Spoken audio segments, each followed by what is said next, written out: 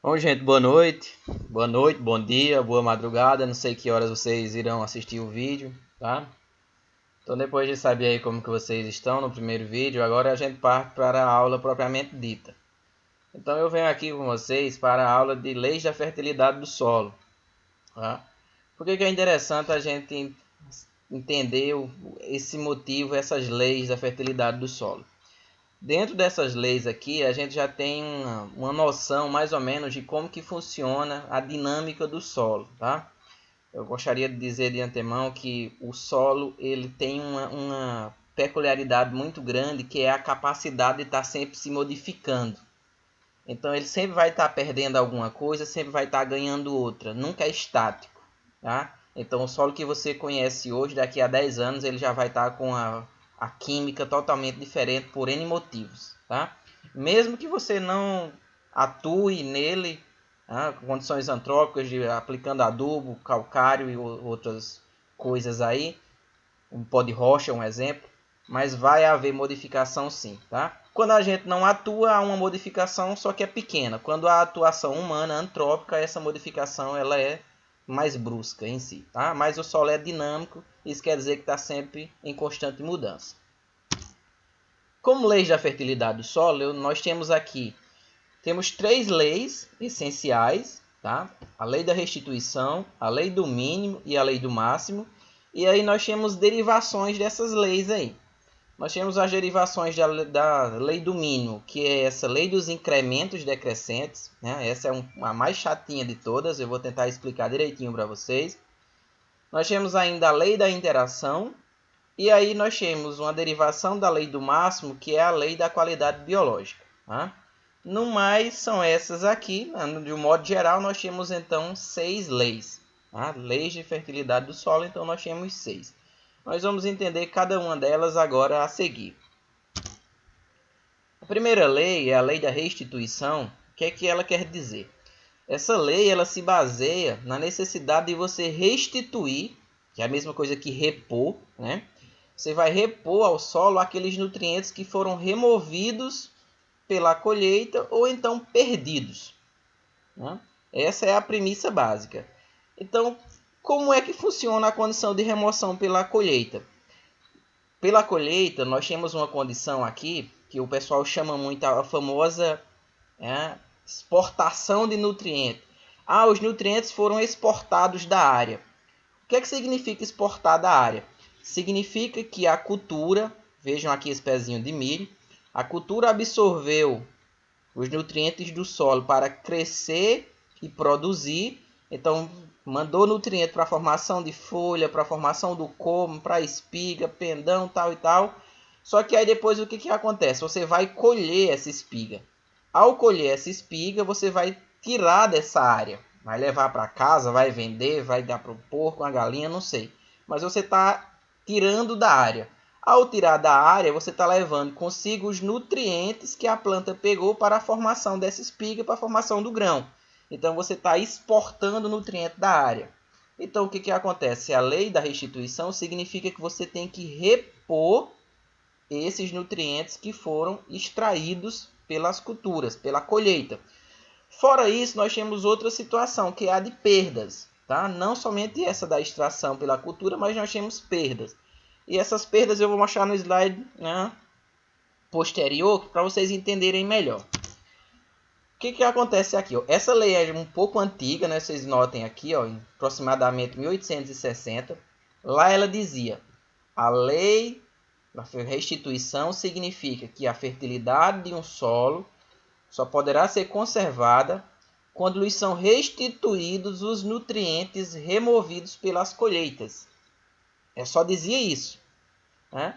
É uma lei interessante, muito viável, é assim que funciona. Tem que ser, a gente tem que repor, né? Afinal de contas, na natureza em si não acontece essa retirada pela colheita como a gente, porque de uma forma natural, nas florestas, as coisas aí, as frutas caem no chão e ali mesmo se decompõem, né? As frutas, as folhas, os galhos e tudo mais.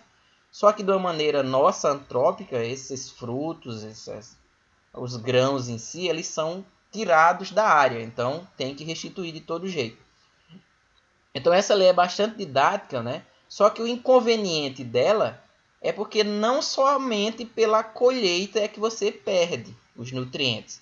E aqui a lei dizia que os nutrientes teriam que ser repostos em função das perdas pela colheita. E aí eu retorno novamente a esse daqui para dizer para vocês que não é só a condição de colheita. Esses nutrientes eles são removidos pelas colheitas, mas eles são perdidos por outras formas. E aí a gente tem várias formas de perder esses nutrientes, né? Nós temos uma condição que a gente chama de lixiviação, tá? Com X mesmo. Então, a lixiviação significa que quando chove, a água da chuva, ao infiltrar no solo, carrega consigo os nutrientes para as camadas mais profundas, para o lençol freático, deixando o solo com uma fertilidade mais baixa. Então, essa é a famosa lixiviação. Essa lixiviação aí, ela faz isso muito bem com cálcio, com magnésio, tá? Com potássio. É por isso que nossos solos aqui são ácidos, porque essa chuva que retira esses elementos do solo. Tá vendo como tudo é interligado? Então a chuva vai pegar esses elementos e vai caminhar com eles para camadas mais profundas, ficando indisponível para as plantas. Tá? As raízes não chegam até lá. Então essa é uma das formas. Tem outras formas de se perder? Tem. Alguns elementos eles podem ser volatilizados para a atmosfera, na forma de gás. É o caso do nitrogênio. Então, quando você aplica ureia no solo, parte dessa ureia ela é perdida para a atmosfera, tá? Na forma de gás. Então, é outra forma de se perder. Ah, tem outras formas de se perder? Tem. Não somente as culturas pegam os nutrientes, né? Imagine que a área esteja cheia de planta daninha. Então, essas plantas daninhas também irão pegar desses nutrientes. Ah, tem outras formas? Tem a condição de adsorção, que é quando esses nutrientes eles ficam inseridos em partículas do solo, que formam compostos químicos que a planta não consegue mais absorver. Então é uma outra situação. Tá? E outras N situações aí. Né? Ficam à mercê dos micro-organismos também. Então os micro-organismos trabalham muito com eles. Então tem várias outras situações aí. Né? Só que a principal, nós temos a retirada pelas plantas, as perdas por lixiviação e por volatilização. Essas são as três principais. Tá? A nossa segunda lei significa aqui que nós temos uma lei do mínimo. A lei do mínimo ela diz o seguinte: a produção ela está limitada pelo elemento aqui é a mesma coisa de nutriente, tá? Então a produção ela está limitada pelo nutriente que está em menor proporção no solo. Aquele que está em menor quantidadezinha lá no solo é quem vai limitar a produção da sua planta lá. Então, não adianta aumentar os demais enquanto este não for corrigido. O que é que isso significa, gente? Digamos que eu fiz lá a aplicação de calcário, fiz a adubação com NPK. Mas digamos que o NPK que eu usei foi uma quantidade lá. O nitrogênio, o fósforo ou o potássio, um deles eu coloquei em pequena quantidade. Digamos que o nitrogênio. Tá? Então, digamos que esse nitrogênio agora ele está em menor quantidade do que a planta precisa. Então, esse nutriente aí é quem vai limitar a produção. Ah, o calcário que usou foi o suficiente para a produção. O fósforo e o potássio foi suficiente? Foi, mas o nitrogênio não foi. Então, quem é que vai limitar a minha produção? O nitrogênio. O que acontece? Não adianta eu colocar mais calcário, não adianta mais eu colocar fósforo, nem potássio, se o nitrogênio continua baixo. Então, o problema meu todinho agora será quem? Nitrogênio. Então, essa é a famosa lei do mínimo, tá? Quando você corrige esse elemento aí, esse nutriente, o que acontece? A produção volta ao normal, tá? Claro que dentro de uma situação de falando de lei, né? Volta ao normal numa situação assim hipotética, porque a cultura, uma vez sentindo a falta de nutrientes, sentindo uma deficiência nutricional, ela já vai baixar a produção, né? Só que é o seguinte, digamos que não baixou tanto, mas aí o que acontece? Eu vou corrigir o elemento, vou colocar o nitrogênio na quantidade que a planta quer. Agora está tudo ok. Então, o calcário que eu coloquei está em quantidade ideal, que forneceu cálcio e magnésio. Então agora o nitrogênio, o fósforo e o potássio está em quantidade ótima para a minha produção. E agora o que é que vai limitar? O que vai limitar agora é o tempo passar e surgir um outro elemento ou então um outro fator que vai limitar. Digamos que seja um outro elemento agora, que a planta vai expressar uma deficiência nutricional. Então esse elemento agora é que vai estar em menor quantidade, é ele que vai entrar na lei do mínimo. Um outro fator limitante pode ser uma condição edafoclimática. Pode ser um excesso de chuva ou falta, a temperatura, por aí vai. Certo? Essa lei do mínimo, ela também é chamada de lei de Liebig. Quando vocês colocarem por aí para pesquisar, se tiverem curiosidade, quando colocarem lei do mínimo, ou então fertilidade do solo, é basicamente isso daqui, o que vai aparecer. É esse barril, tá? Com aqui os nutrientes, mais o gás carbônico. Não esqueçam que a alga precisa de quê? Aqui tem, fora os nutrientes, tem 3 situações essenciais. O gás carbônico, água e luz. Tá? Não são tidos como nutrientes minerais para as plantas, mas é essencial. Então, o que acontece aqui? Fora eles, nós temos os nossos macro, o nitrogênio, o fósforo e o potássio, o cálcio, o enxofre e o magnésio, estão aqui. Tá? E os micro, então boro, zinco, ferro, cobre, a gente tem outros aqui. O que acontece?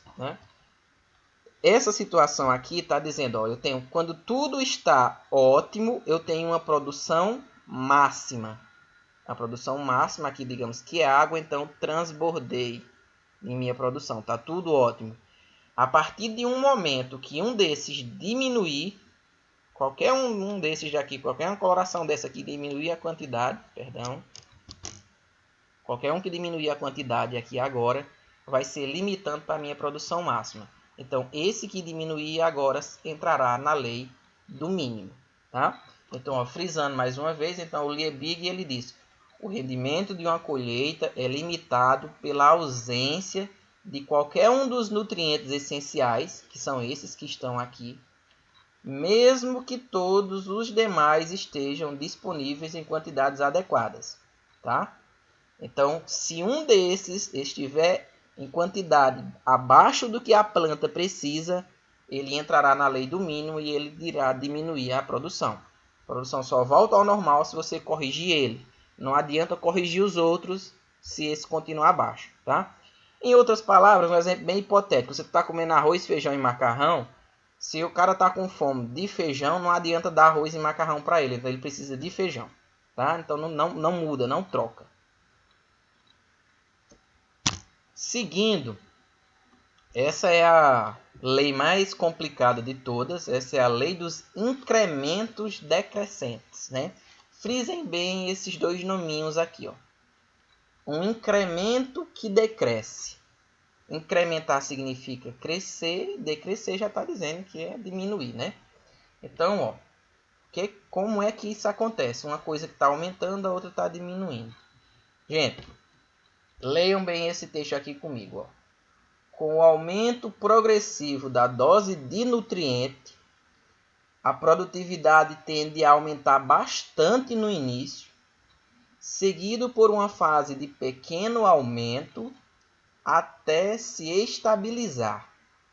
Então, isso daí a gente já lembra já de uma curva, Aquele gráfico que faz uma curva. Então, o aumento progressivo da dose de nutriente, a produtividade tende a aumentar bastante no início. Então, quando eu tenho aquele gráfico lá, o que é que eu tenho no início? Deixa eu colocar aqui um ponteiro para vocês, uma caneta. Gráfico. O que é que eu tenho logo no início? Aumentar bastante no início. Então, é aquele... No início faz isso, Pum. O que acontece? Seguido por uma fase de pequeno aumento. Essa é a fase de pequeno aumento que diz. E depois o que acontece? Tende a se estabilizar. Então se estabiliza. E o que acontece? Se eu continuo aumentando o nutriente, vai diminuir a minha produtividade. Tá? Então o que acontece aqui? Quanto mais próximo do nível ótimo o nutriente estiver, menos serão as respostas à sua aplicação. Tá? Então, o que é que isso quer dizer, gente? Digamos que o nutriente, o nível ótimo é esse daqui, ó. A partir daqui começou a decrescer. Se no solo, digamos que lá no solo já tem aqui, seja 100 kg aqui, vou colocar aqui, ó. 100 kg de nitrogênio, um exemplo. Se lá no solo tá aqui 100 kg, a planta já está atingindo a sua produtividade máxima, então não adianta eu estar aumentando essa quantidade de nitrogênio, porque ela não vai mais responder para mim. Digamos que mesmo que se perca um bocado desse que eu apliquei aqui por lixiviação ou por volatilização, a planta vai responder um pouco ainda de nada, mas depois ela vai fazer o que? Vai começar a decrescer. Por quê? Porque já está próximo do ótimo.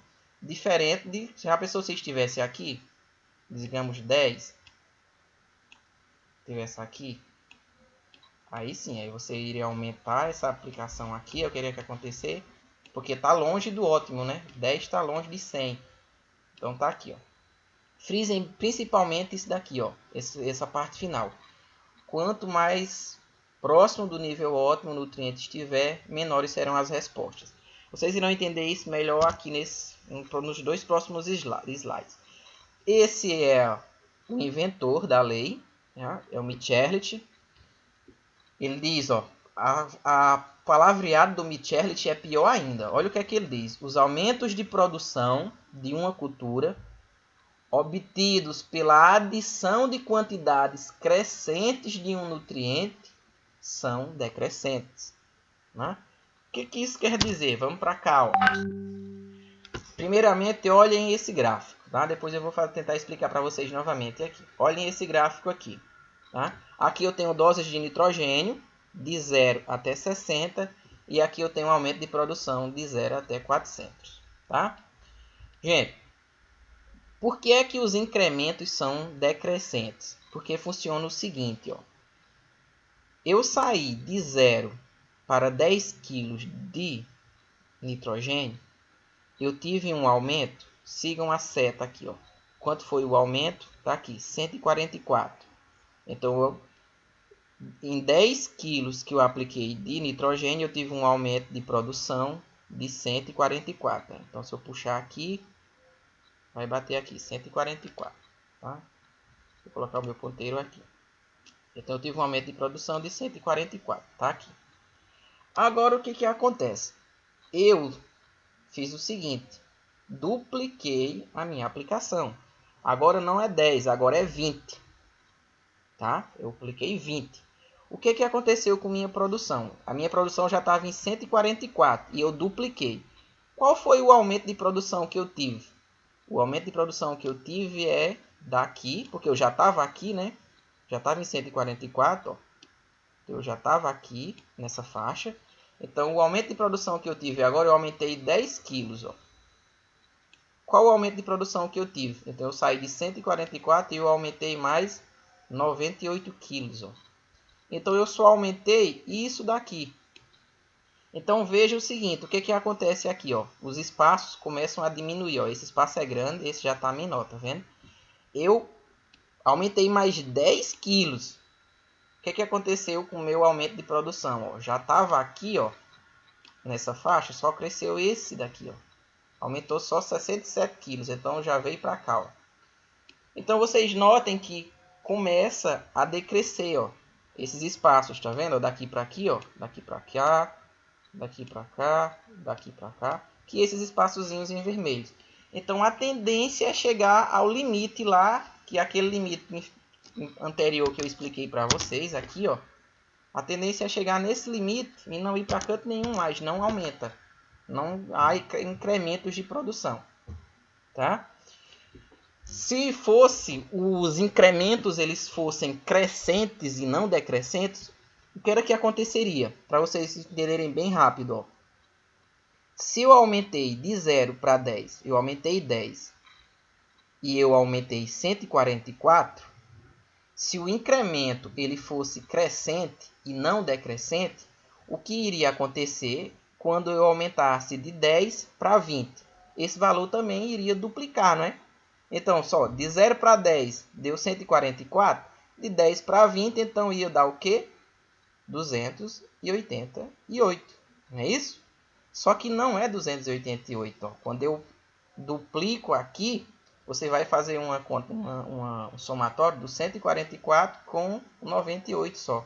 Tá? Vai ficar longe de dar os meus 288. Então, o que acontece aqui? Ó? Esse tal... Vou colocar uma caneta aqui. Então, o que acontece é isso. Ó. Coloquei 10, aumentei x. Tá? Coloquei 20, eu só consegui aumentar y. Coloquei 30, então a tendência é sempre assim, ó. Até chegar um momento que não aumenta quase nada mais e aqui já foi. Então chega no ponto ótimo de virada e aí já era, tá? Então esses incrementos aqui, eles são decrescentes, ó. Tá? É isso que funciona. É a lei do incremento decrescente. Por que que isso acontece? Porque aqui você parte de uma situação do seu solo estar com pouquíssimo nutriente. Aqui está dizendo que tem zero. Ó. Imagine, o solo sempre vai ter alguma coisa, mas imagine que seja uma solução nutritiva. Você está trabalhando com hidroponia, que a planta só come se você der, né? Então o que acontece aqui? Ó? Imagine que lá tem zero de nitrogênio, a planta está morrendo de fome. Se você coloca 10, para ela já, Ave Maria, só está salvando a vida. Então, ó, ela vai lá para 144. Quando você coloca 20, aí ela já tem 10, então não vai ser mais tão assim excepcional, né?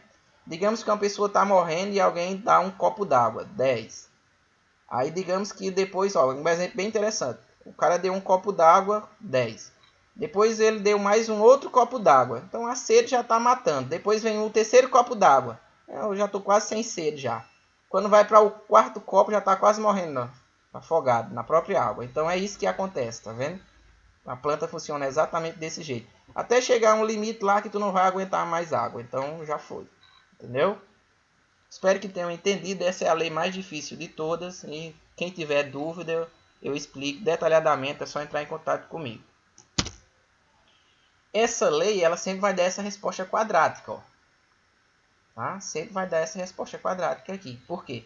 Porque eu tenho uma condição, ó, quantidade de nutriente fornecido, tá vendo? Eu tenho aqui está baixa a quantidade de nutriente, então a planta logo responde. Aqui eu tenho uma faixa que é suficiente, então para ela aqui é ótimo esse período aqui, ó, essa quantidade. Só que quando aumenta demais também, passa a ser excessivo, então o efeito ele é depauperante, né? Ele é depressivo, então a produção faz é diminuir. Essa regra, gente, funciona para todos os elementos, tá? É por isso que a fertilidade do solo é importantíssima. Se você coloca de mais um, estragou tudo. E vocês irão entender por quê. Tanto ele faz isso daqui, a produção começa a crescer quando você aplica além do que era para aplicar, quanto ele vai prejudicar os outros. Que é essa próxima lei. É a lei da interação. O que a lei da interação diz? Cada nutriente ele é mais eficaz quando os outros estão perto dos seus ótimos. É uma lei bem simples. Isso significa o quê? Que um exemplo bem prático. Aqui eu tenho uma condição de doses de nitrogênio na ausência de fósforo e na presença de fósforo. Tá? Então o que acontece aqui? Se é só nitrogênio, ó, esse daqui é o efeito somente. Vou colocar minha canetinha aqui. Esse daqui é o efeito quando só tem nitrogênio sendo aplicado. Ó, tá vendo? Porque aqui essa linha é a ausência de fósforo. Então esse é o efeito do nitrogênio. Agora, essa outra aqui é o efeito do fósforo. Tá? Somente do fósforo. Por quê? Nesse caso aqui agora, eu tenho o nitrogênio que foi aplicado. E aqui eu tenho o efeito somente do fósforo. Esse daqui, eu tenho agora o efeito da minha interação. Então, quando há o nitrogênio e quando eu tenho também o fósforo sendo aplicado. Então, o que acontece? Em outras palavras aqui, essa lei ela quer dizer que uma planta absorve melhor um determinado nutriente quando aquele outro nutriente que está ali também no solo está numa condição ótima. Ela se aproxima muito da lei do mínimo, né? Então, a lei do mínimo quer dizer que quando falta um lá, no solo, aquele que está faltando é responsável por diminuir a produção. Então, aquele que está faltando lá também, ele vai entrar nessa lei da interação aqui também. Ó. Porque a partir do momento que está faltando lá, o outro nutriente ele começa a ser ineficiente. Então, se esse exemplo aqui com fósforo e nitrogênio. Então, se a quantidade de fósforo não tiver ótima também, só o nitrogênio não vai resolver. E caminharem juntos. Então, um é mais eficiente quando o outro também está próximo do ótimo. Então, tem que estar os dois ótimos. Ok? Aqui eu tenho um gráfico. Ó. Esse gráfico explica melhor aqui. Então, aqui ó, eu tenho a quantidade de nitrogênio aplicado nessa faixa. Tá? E aqui um aumento de produção. Essas linhas, a verdinha quer dizer que tem fósforo. A mais escura aqui quer dizer que é sem fósforo. E são os valores reais que a gente colhe os dados no campo de produção mesmo, tá? Para fazer essas linhas aqui, ó, essas curvas. Então, o que acontece? Quando eu não tenho fósforo, a produção só o que deu, ó. O máximo chegou aqui, o pico, tá vendo?